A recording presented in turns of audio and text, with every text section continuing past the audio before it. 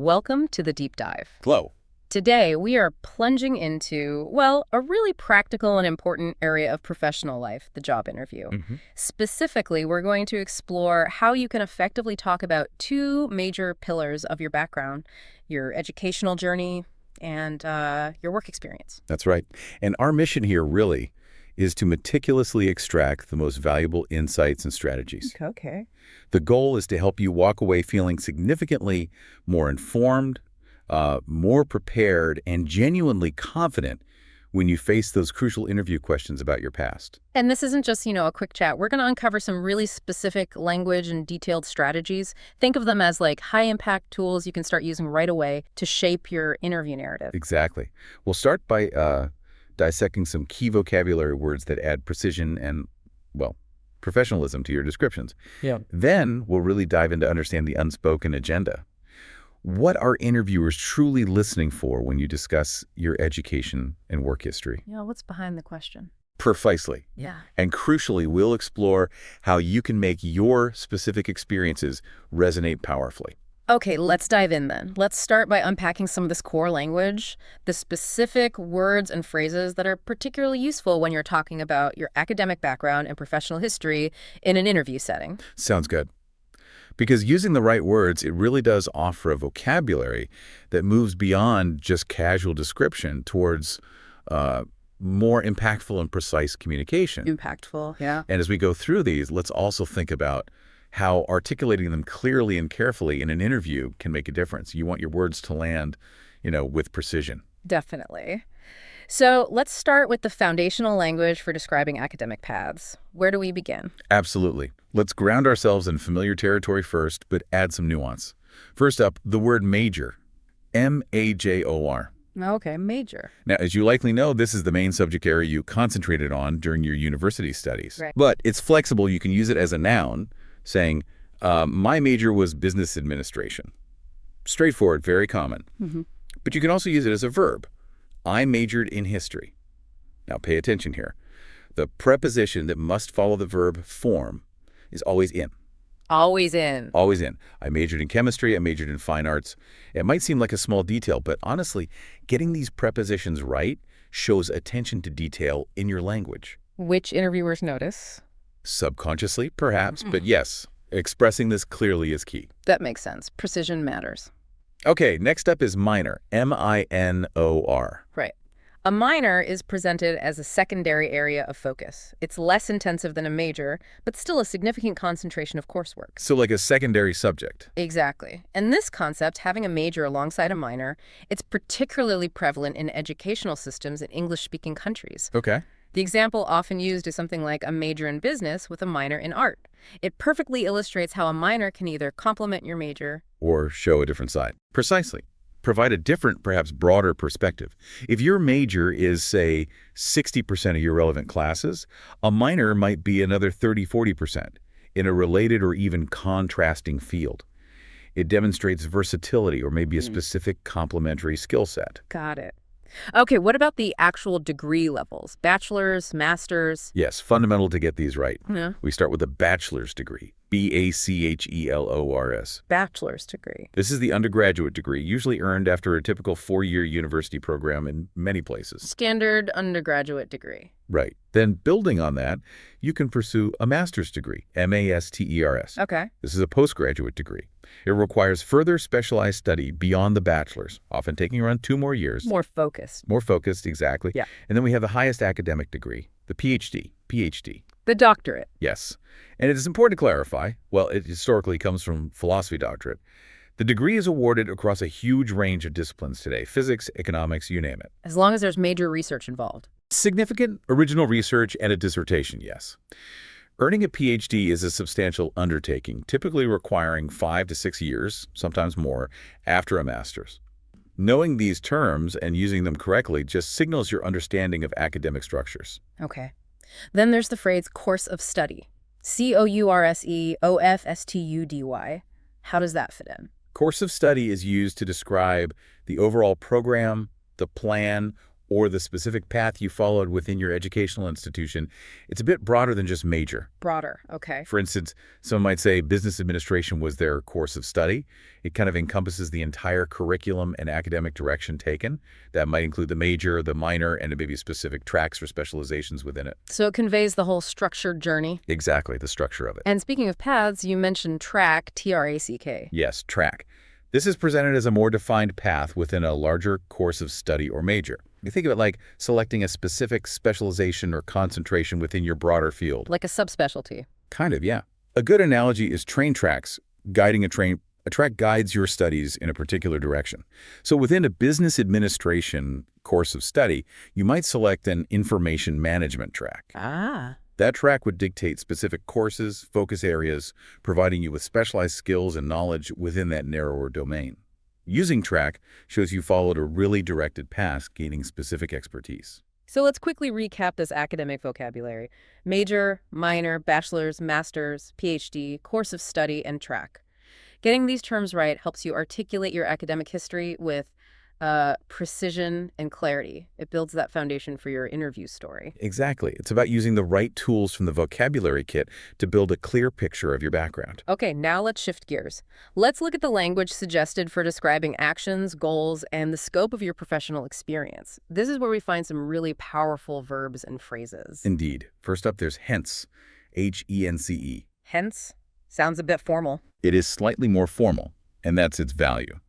It's a conjunction that functions like therefore or in consequence. It signifies a direct result or conclusion. Okay. An example might be, the economy is doing poorly, hence people are losing their jobs, meaning the poor economy is the direct reason people are losing jobs. So it connects cause and effect clearly. Very clearly. And using hence can add that touch more formality and conciseness compared to just saying so all the time, or even therefore. Yeah. It can make your language sound a bit more polished in a professional setting, like an interview. Good to know. Okay, next word. Pursued. P-U-R-S-U-E-D.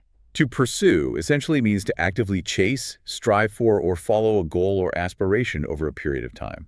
It implies intention and real effort. Not just passively letting things happen. Exactly. You can pursue a master's degree, which signifies that dedicated effort for further education.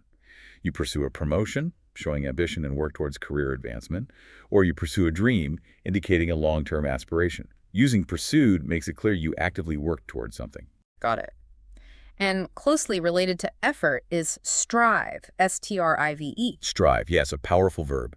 It means to try extremely hard or make really strenuous efforts towards a goal. Trying hard. Really hard. Like at our company, we are always striving to improve our services.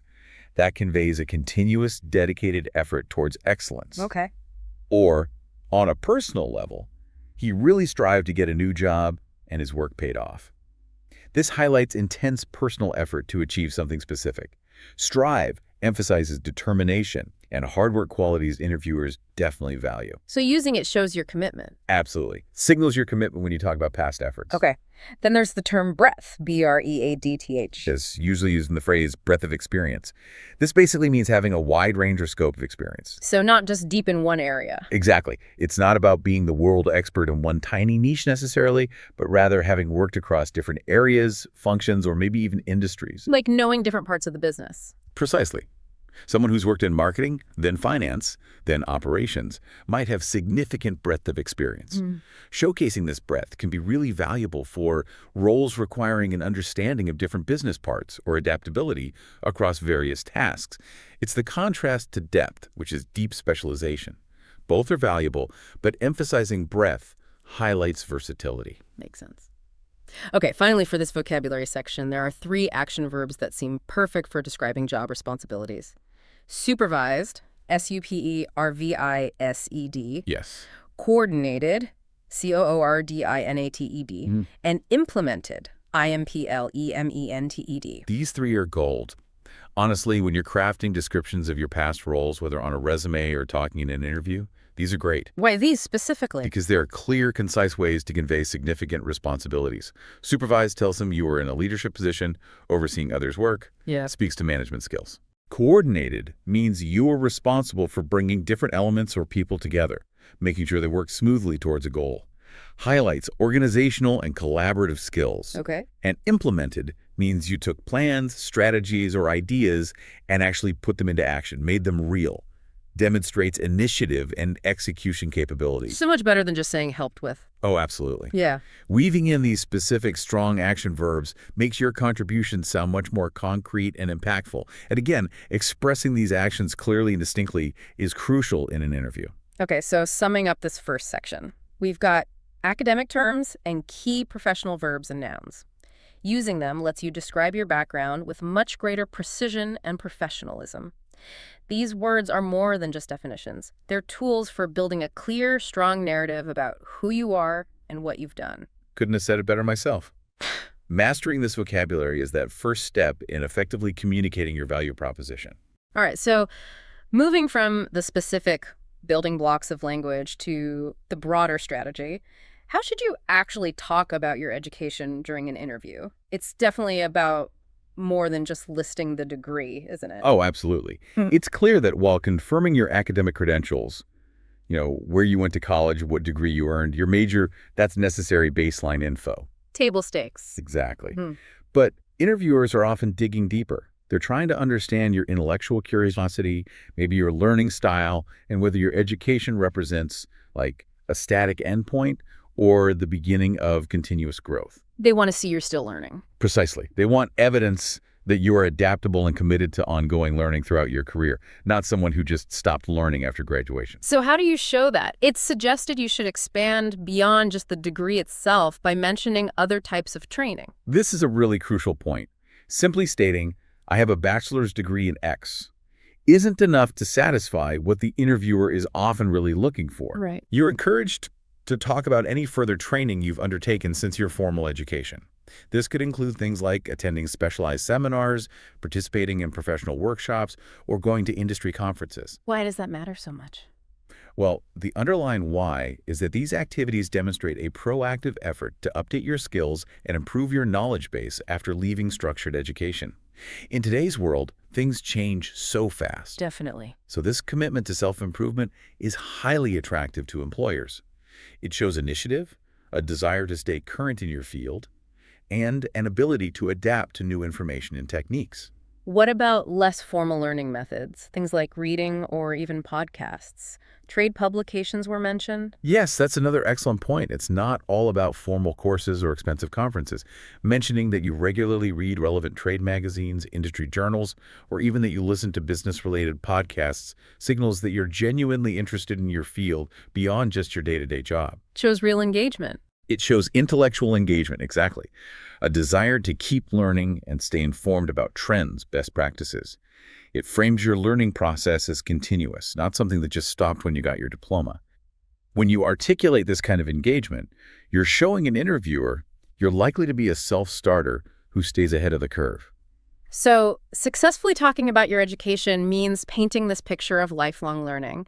It's about weaving a narrative that starts with your formal degree, maybe highlighting achievements like graduating with honors or specifying your major or specialization, but then extends through maybe a minor, pursuing postgraduate studies like a master's, and crucially, detailing those ongoing, maybe informal learning activities like seminars, conferences, reading. It shows a dedication to growth that didn't just end on graduation day. Precisely. You need to see your educational history as a dynamic story, not just a list of qualifications on a page. By including these elements of continuous learning, you address that implicit question the interviewer has. Does this person stop learning once they get the job, or do they continue to grow and adapt? That's a great way to put it. Okay, let's move on to the other core piece of the interview puzzle, your work experience. How do we craft that narrative effectively? Well, there are two critical pillars for discussing work experience that are absolutely essential for making a strong impression. One, being rigorously specific about what you actually did, and two, maintaining a consistently positive framing, no matter what the circumstances of your past roles were. Specificity. That sounds like it would cut through a lot of generic job description talk. It's vital. You need to go far beyond just listing responsibilities from an old job description. Interviewers want concrete evidence of what you accomplish. Yes, proof. This means giving specific examples of projects you worked on, problems you solved, tasks you executed, and most importantly, highlighting your main achievements in those roles. What did you make happen? What was the actual impact of your work? Okay, let's look at the example provided. The individual talked about being a customer support manager. Instead of just saying that, they used those specific action verbs we discussed earlier. Exactly. They stated they were supervising and coordinating the team. That tells the interviewer precisely what their leadership role involved, not just managed, but managed by supervising and coordinating. Much clearer. Right. They also mentioned implementing new strategies. Again, demonstrates initiative, the ability to put plans into action, but it doesn't stop there. This is where the absolute power of quantification comes in. Putting numbers to your achievements. Crucially, the example showed how the individual backed up their claim of making significant contributions by providing a specific metric. They lowered the churn rate to about 5%. Wow, okay. Attaching a number, a percentage, a dollar amount, any quantifiable data point to your achievements in an interview is incredibly effective. It transforms a general statement like, I improved customer retention, into a concrete, verifiable accomplishment. I lowered the churn rate to 5%. Why is quantifying so powerful from the interviewer's perspective, do you think? Because it provides tangible evidence of your impact. Yeah. It shows you delivered measurable results. Anyone can say they improved efficiency or increased sales, Sure. but providing the numbers proves it. Interviewers are listening for this proof. It demonstrates you were focused on outcomes, not just activities. So you should always try to find a number. Whenever possible, yes. Think about it. Did you increase revenue by X%? Could you reduce costs by Y dollars? Manage a team of Z people? Improve processing time by W minutes? Even in roles that seem less metric-driven, you can often find ways. Did you reduce errors in reporting by X%? Did you train Y new team members? Handle Z customer inquiries per day? That churn rate number is just a perfect illustration of the principle, turn your actions into quantifiable achievements. It makes your contributions undeniable. That makes perfect sense. It really grounds your claims in reality. It does. It moves it from just story time to actual evidence. So the other pillar you mentioned was framing, how you talk about your experience, especially if a past job wasn't, the best fit or ended under less than ideal circumstances. Right. And the guidance here is presented almost as a non-negotiable rule. You absolutely must keep your narrative about past jobs positive. No exceptions. No exceptions in the interview setting. Even if you had significant issues with a former company, a boss, colleagues, the role itself you are strongly advised against expressing any negativity during the interview. So no venting about, difficult bosses or bad company culture. Absolutely not. Dwelling on the negatives from past roles is a major red flag for interviewers. It can make you sound bitter, unprofessional, maybe difficult to work with.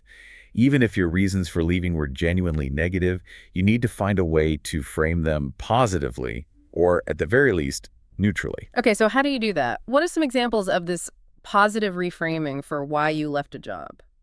There's some excellent models for this. Instead of saying, my boss was impossible, or the company culture was toxic, or simply, I hated the job. Yeah, probably best to avoid those. Definitely.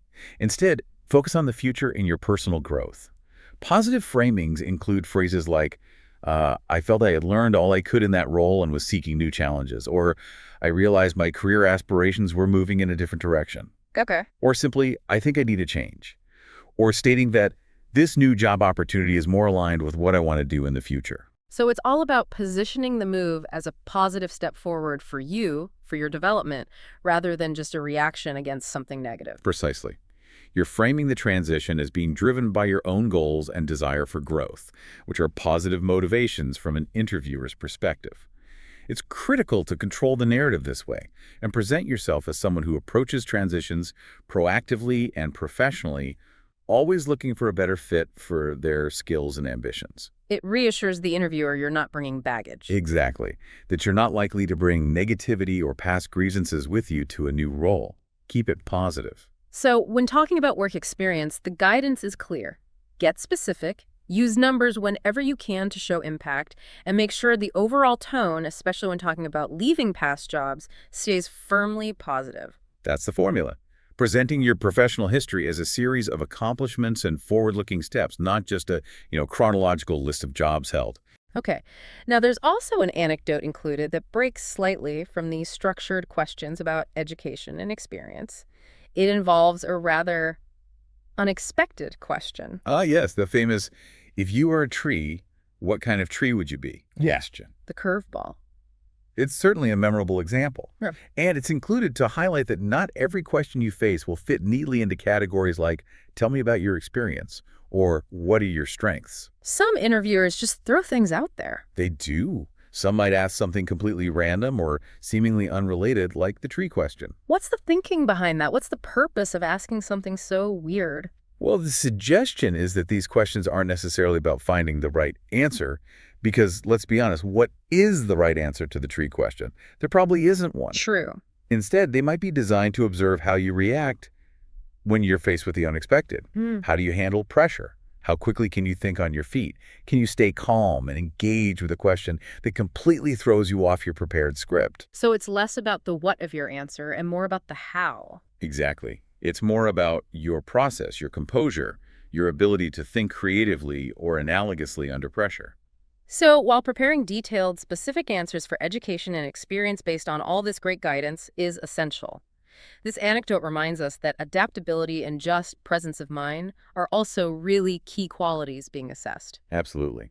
An interview is also about evaluating your personality, your problem-solving approach in real time, and your ability to navigate unfamiliar territory. Being able to take a moment, maybe even smile at the unexpectedness of it. Acknowledge the strangeness. Right. And then offer a thoughtful, even if slightly creative response demonstrates resilience and flexibility. It shows you don't completely fall apart when something unexpected happens. That's a really valuable point. Okay, wow, we've covered a significant amount of ground today, a real deep dive into discussing educational background and work experience in job interviews. We really have. We started by refining vocabulary, pulling out those key terms for academic paths and professional actions that add precision and impact, remembering to articulate them clearly. Mm-hmm. Then we explored how interviewers look beyond just degrees, seeking evidence of that continuous learning and growth, and how you can showcase things like seminars, reading, and other ongoing development. And we definitely delved into the crucial strategies for talking about work experience, the absolute necessity of specificity, the power of quantifying your achievements with numbers, Such a difference maker. and the vital importance of maintaining that positive narrative about your past roles, reframing challenges as opportunities for growth or reasons for pursuing a better fit. And finally, yes, we touched upon those unexpected questions, highlighting that while preparation for the core stuff is paramount, interviews also assess your ability to handle curveballs with grace and composure. Hopefully, all these specific insights and strategies will provide you, the listener, with a much clearer and more confident approach the next time you're preparing for a job interview. Yeah, this deep dive has aimed to equip you with practical tools. And as you think about applying these, maybe this raises an important question for you to consider. Ooh, a takeaway thought. Yes. Looking back at your own work history, what are maybe 2 or 3 specific achievements that you can now articulate using those powerful action verbs we discussed, and actually quantify using numbers based on this approach? That's a great exercise. Or thinking about the educational aspect, beyond just your degree, what specific instances of continuous learning, maybe a conference, a course, even a book you read, could you highlight that really demonstrate your commitment to growth in your field? Applying these strategies definitely requires some introspection and preparation, but the payoff is likely a far more compelling and impactful interview performance. We really encourage you to revisit your own experiences through this lens and practice articulating your story with this newfound precision and positivity. Absolutely. Until next time, keep exploring, keep learning, and keep refining your narrative.